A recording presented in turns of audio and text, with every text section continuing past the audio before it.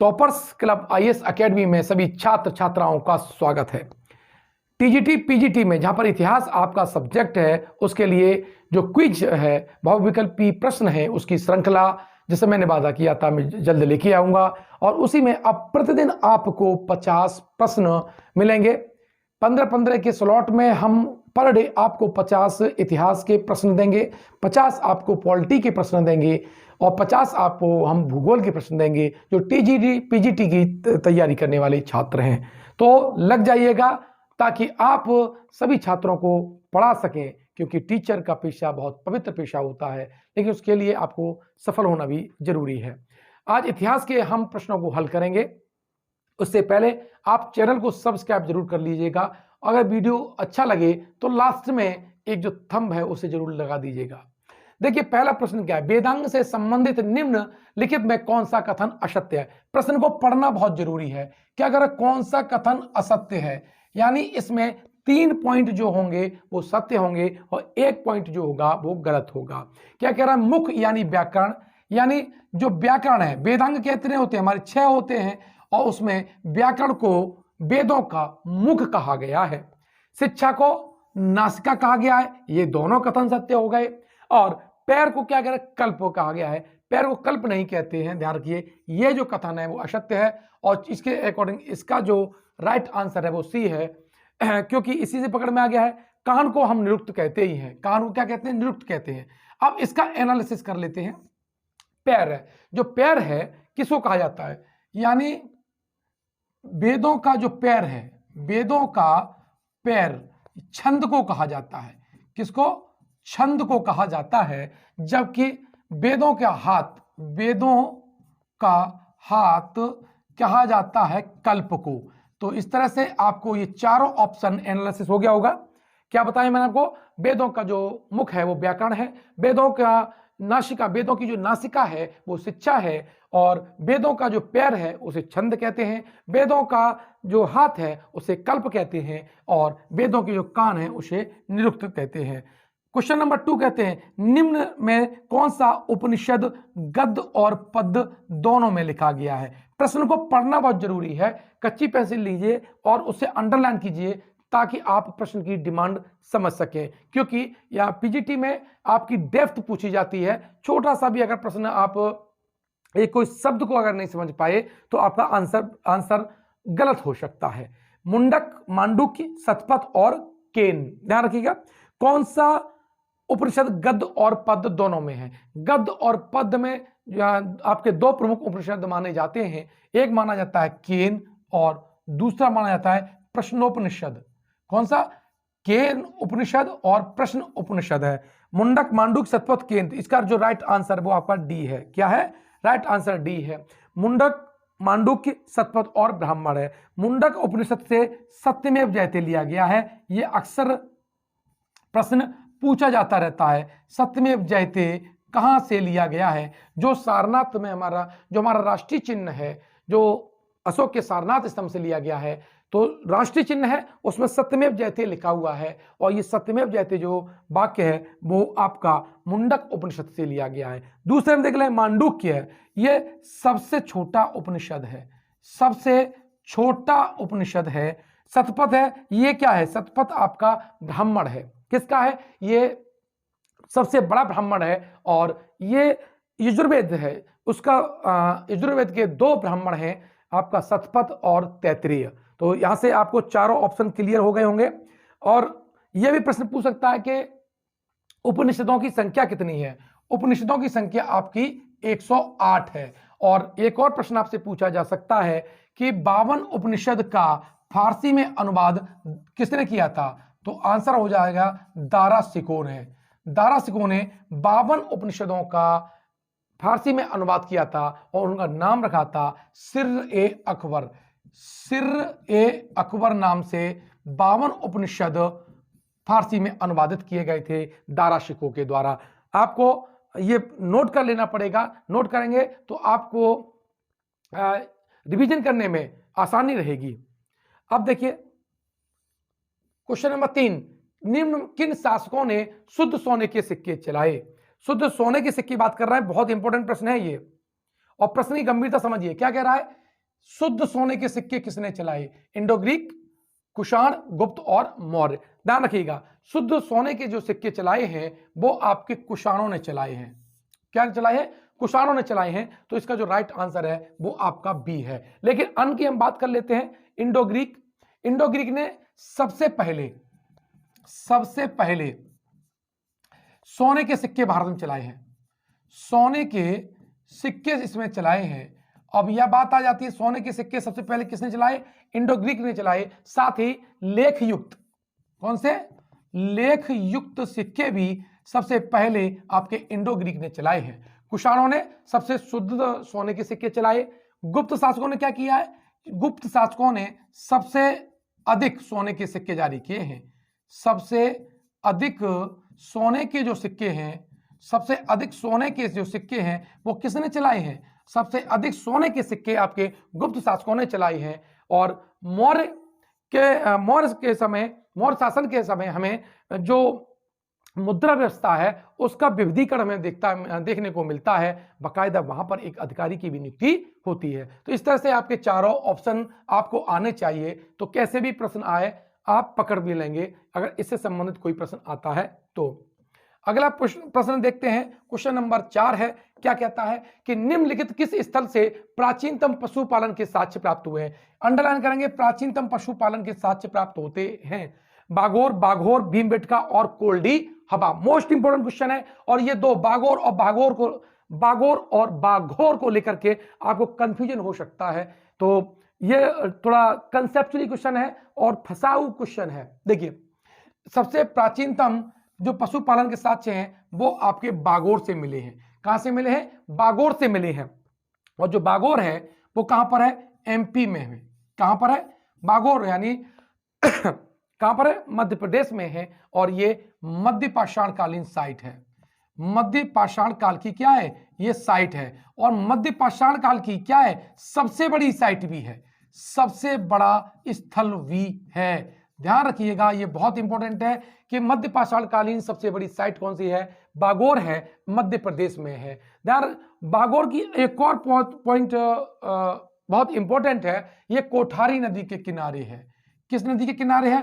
कोठारी नदी के किनारे है। और इसके जो टीले थे, जो बागोर के जो टीले हैं, उन टीलों को हम क्या कहते हैं? महासती कहते हैं। टीलों को क्या कहते हैं? महासती नाम दिया गया है। महासती नाम दिया गया है। ये चारों पॉइंट आपके बहुत महत्वपूर्ण है। बात आई बाघोर। जो बाघोर है ये सोन नदी घाटी में है। कहां पर है? सोन नदी घाटी में है। सोन नदी घाटी में, ठीक है। और सोन नदी घाटी में है। और ये जो इसकी जो उपकरण है, यहाँ की जांच विधि है वो माइक्रोबियर है। कौन सी? माइक्रोबियर विधि से यहां पर जांच की गई थी। किससे? माइक्रोबियर विधि से यहां पर जांच की गई थी। बात आई भीमबेटका की। भीमबेटका क्या है? यह भीमबेटका मध्य प्रदेश के रायसेन जिले में है। कहां पर है? रायसेन जिले में है। और यहां पर सबसे प्राचीनतम गुफा चित्रकारी प्राप्त हुई है। प्राचीनतम क्या मिली है? गुफा चित्रकारी प्राप्त हुई है। काफी महत्वपूर्ण प्रश्न है। और बात करें जो भीमबेटका की, तो यहां पर जो चित्र प्राप्त हुए हैं, ये जो चित्र हैं यहां पर वो किस काल के हैं? ये उच्च पुरापाषाण काल हैं। यानी यहां पर चित्रों का जो निर्माण है उच्च पुरापाषाण काल से शुरू होते हैं। और ये मध्य पाषाण काल तक प्राप्त होते हैं। यानी सबसे ज्यादा जो चित्र हैं वो कहां प्राप्त हुए हैं? मध्यकालीन है। यानी भीमबेटका प्राप्त हुए वो निर्माण है वो उच्च पुरापाषाण काल से स्टार्ट हुआ। लेकिन सबसे ज्यादा जो चित्र बने हैं वो आपके मध्य पाषाण काल में बने हैं। सबसे अधिक चित्र, ध्यान रखना, यह बहुत पूछा जा सकता है कि सबसे अधिक चित्र किस काल के हैं। और भीमबेटका की बात करें तो इसकी जो खोज है वो विष्णुधर, किसने? विष्णुधर बाकड़कर ने की थी। क्या की है? विष्णुधर बाकड़कर ने भीमबेटका की खोज की थी। कई बार इंपॉर्टेंट प्रश्न है, ये कई बार पूछा जा चुका है। अगला बात आती है कोल्डी हवा की। बात कर लेते हैं। कोल्डी हवा है। कोल्डी हवा कहां पर है? कोल्डी हवा आपका यूपी में है। यूपी में कहां पर है? तो ये इलाहाबाद में है। कहां पर है? इलाहाबाद में है। और यहां से सबसे प्राचीनतम जो है, कौन सा? सबसे प्राचीनतम चावल के साक्ष्य प्राप्त हुए हैं। किसके? सबसे प्राचीनतम चावल के साक्ष्य आपको कोल्डी हवा से प्राप्त हुए हैं। साथ ही कोल्डी हवा कैसी साइट है? ये आपकी नवपाषाण कालीन साइट है। कैसी है? नवपाषाण कालीन आपकी साइट है। और यहां से नवपाषाण काल मिलता है, ताम्रपाषाण काल भी मिलता है, और इसका संबंध ऐतिहासिक काल तक है। यानी ये जो साइट है नवपाषाण काल, ताम्रपाषाण काल होती हुई यहां पर जो अवशेष प्राप्त हुए हैं वो आपके ऐतिहासिक काल तक प्राप्त हुए हैं। तो प्रश्न ऐसे भी पूछा जा सकता है कि निम्नलिखित में से कौन सा स्थल नवपाषाण काल से लेकर ऐतिहासिक काल तक अस्तित्व में था? तो इसका आंसर क्या हो जाएगा? कोल्डी हवा। इस प्रश्न का आंसर प्राचीनतम पशुपालन के साक्ष्य हैं, वो मैंने पहले बता दिया था, बागोर है। बागोर से आप कंफ्यूजन नहीं होंगे। बागोर कहां पर है? मध्य प्रदेश में है। और बागोर आपका सोन नदी घाटी में है। अब प्रश्न है 5। क्या कह रहा है प्रश्न नंबर 5? निम्नलिखित कौन सा कथन असत्य है? कौन सा कथन असत्य ये पूछा है। महाजनपद दे रखे हैं और राजधानी दे रखी है, सीधा सीधा है। एक राजधानी, इसमें एक कथन ऐसा होगा राज्य की महाजनपद की राजधानी गलत होगी। यानी महाजनपद राजधानी दे रखी है वत्स, वत्स की तो कौशाम्बी है, ये तो कथन आपका सही हो गया। अंग की चंपा है, ये भी सही है। कंबोज की तक्षला नहीं, कंबोज की तक्षला नहीं है। कंबोज की क्या है? हाटक है। कौन सी है? हाटक है। तो इसका जो राइट आंसर वो आपका सी है। और मल्ल की तो पावा है ये, ठीक है। लेकिन अब यहां से अन्य प्रश्न हम देख लेते हैं। वत्स क्या है? कौशाम्बी है। क्या बताया? वत्स की राजधानी क्या है? कौशाम्बी है। और अंग की राजधानी क्या है? चंपा है। ध्यान रखना, इस चंपा से कई बार प्रश्न पूछा जा सकता है। वर्तमान में जो बिहार में भागलपुर, कौन सा? भागलपुर और मुंगेर, भागलपुर और मुंगेर जो है, ये दो साइट्स हैं। ये दो जिले का आसपास का जो क्षेत्र है वो कभी अंग महाजनपद हुआ करता था। अंग की राजधानी चंपा है। क्या है? चंपा है। और यहां पर कई बार प्रश्न पूछा है, चंपा को पुराणों में कहा गया है। पुराणों में इसे क्या कहा गया है? तो बात आ जाती है, पुराणों में इसको आपको मालिनी कहा गया है। क्या कहा है? मालिनी कहा गया है। लेकिन जो प्राकृत ग्रंथ हैं, यही इंपॉर्टेंट है, प्राकृत जो ग्रंथ हैं वहां पर इसे वाणिज्यम कहा गया है, अर्थात व्यापारियों का नगर कहा गया है। ये बहुत महत्वपूर्ण है। प्राकृत भाषा के जो ग्रंथ हैं वो यहाँ कहते हैं कि यहाँ पर व्यापारी वर्ग रहते थे, इन्हें वाणिज्यम कहा गया है। पुराणों में इसे मालिनी कहा गया है। यहीं चंपा का राजा जो दधिवाहन था, क्या था? चंपा का जो राजा था वो दधिवाहन था, और ये महावीर स्वामी का शिष्य था। किसका था? महावीर स्वामी, यानी ये जैन धर्म का अनुयायी हो गया था। तो ये अभी आपसे प्रश्न पूछा जा सकता है। अब कंबोज की राजधानी क्या बताई? कंबोज की राजधानी आपकी हाटक है। और हाटक ध्यान रखिएगा घोड़े के लिए प्रसिद्ध था। किसके लिए प्रसिद्ध था? घोड़े के लिए हाटक जो था वो आपका प्रसिद्ध था। साथ ही यहां के जो सॉरी मल्ल की बात करते हैं, चौथा मल्ल है। मल्ल में पावा है। पावा में आपकी महावीर स्वामी की मृत्यु हुई थी। किसकी? महावीर स्वामी की जो मृत्यु हुई है कहां हुई है? पावा में हुई है। ध्यान रखना, मल्ल जनपद में एक और नगर था और उसका नाम था कुशीनारा। और कुशीनारा में आपकी गौतम बुद्ध को परिनिर्वाण प्राप्त हुआ है। महापरिनिर्वाण, गौतम बुद्ध को महापरिनिर्वाण कहां प्राप्त हुआ है? महापरिनिर्वाण प्राप्त हुआ है। तो महापरिनिर्वाण प्राप्त हुआ है गौतम बुद्ध को कुशीनारा में। और ध्यान रखना, दोनों धर्म के संस्थापक महावीर स्वामी और गौतम बुद्ध हैं। इन दोनों के जो मृत्यु हुई है वो आपके मल्ल महाजनपद में हुई है। किसमें हुई है? मल्ल महाजनपद में हुई है। पावा में हुई है महावीर स्वामी की, और कुशीनारा में हुई है गौतम बुद्ध की। चलिए अगला क्वेश्चन देखते हैं। अशोक नाम किस अभिलेख में नहीं मिलता है? मोस्ट इंपॉर्टेंट क्वेश्चन है पीजीटी टीजीटी के लिए, और अगर छोटा और कोई भी एग्जाम दे रहे हैं तो।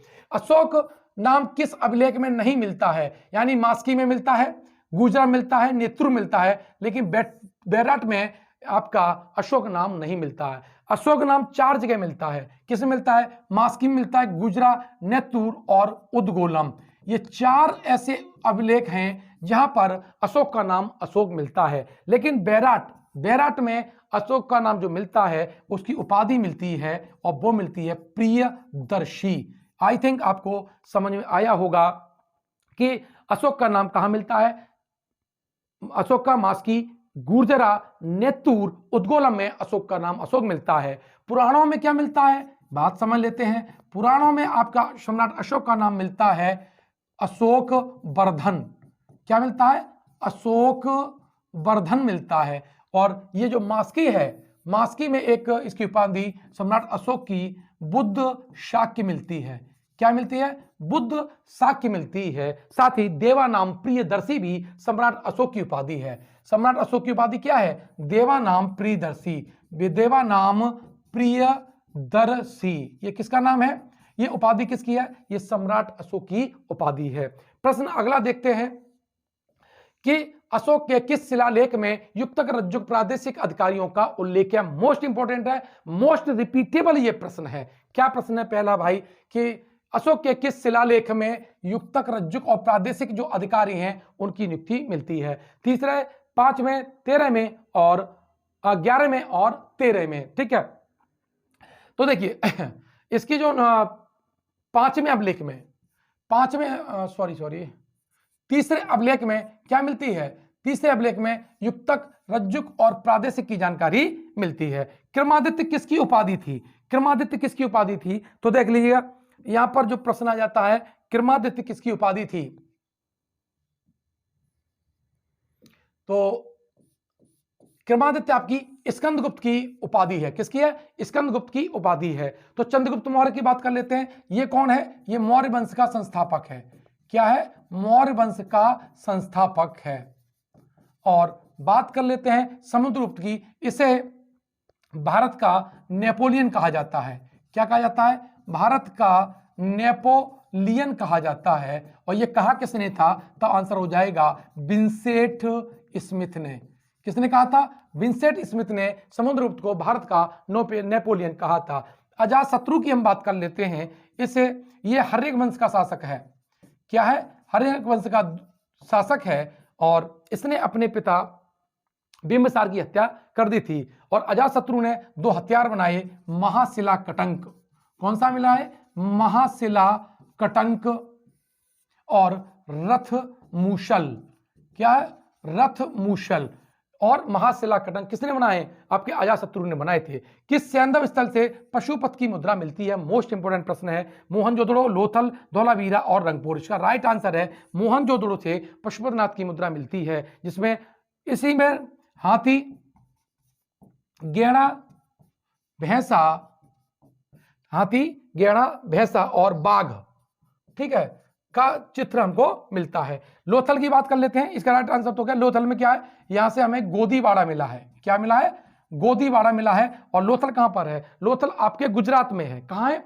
गुजरात में है लोथल। और यहां से क्या मिला? गोदीवाड़ा मिला है, चक्की के पाट मिले हैं, अग्निकुंड के साक्ष्य मिले हैं, बाजरा का साक्ष्य मिला है, और मिला है यहां पर शतरंज का साक्ष्य। साथ ही लोथल से आपको और क्या मिला है? तो सुनिए, उस वहां से मिला है शल्य चिकित्सा के साक्ष्य मिले हैं। साथ ही यहां से अग्निकुंड मिले हैं, बाजरा मिला है और शतरंज मिला है। और 2 शल्य चिकित्सा के जो साक्ष्य हैं वो कहां से हैं? और युगल समाधान, स्त्री पुरुष एक ही जगह दफनाए गए हैं, इसका भी साक्ष्य आपको लोथल से मिला है। बात आती है धौलावीरा की। धौलावीरा कर्क रेखा पर स्थित है। यह मोस्ट इंपोर्टेंट है कि कर्क रेखा पर कौन सा सैंधव स्थल स्थित है? तो इसका राइट आंसर हो जाएगा धौलावीरा। तो ये आई थिंक आपने क्वेश्चन समझे होंगे। अब क्वेश्चन नंबर 10वां देखते हैं। और लोहे के प्राचीनतम साक्ष्य कहां से प्राप्त हुए हैं? कोल्डियावा, अतरंजीखेड़ा, भीमबेटका और हड़प्पा। इसका जो राइट आंसर है वो है अतरंजीखेड़ा। और ये आपका एटा जिले में है और यहीं के पड़ोस का मैं निवासी हूं। खैर, आपको वीडियो कैसा लगा कमेंट बॉक्स में लिखिएगा। कोई दिक्कत आई हो तो मुझे लिख दीजिए, कोई ऐसा प्रश्न समझ में ना आया हो तो मुझे कमेंट बॉक्स में लिख कर दीजिएगा। वीडियो आपको अच्छा लगा है तो चैनल को सब्सक्राइब कीजिएगा, मित्रों को शेयर कीजिएगा और हमारे toppers club IAS academy mobile application पर सारे टेस्ट आपको फ्री ऑफ कॉस्ट मिलते हैं, उसका एनालिसिस फ्री ऑफ कॉस्ट मिलता है और साथ ही मिलता है वहां पर पीडीएफ, वहां पर पेड वर्जन भी है। आप फ्री, कुछ मेरे सेगमेंट फ्री हैं और कुछ मेरे पेमेंट वाले हैं। आपको जैसा उचित लगता है वहां पर आप विजिट करके उसकी सेवाएं ले सकते हैं। आपने वीडियो को सुना, बहुत बहुत धन्यवाद।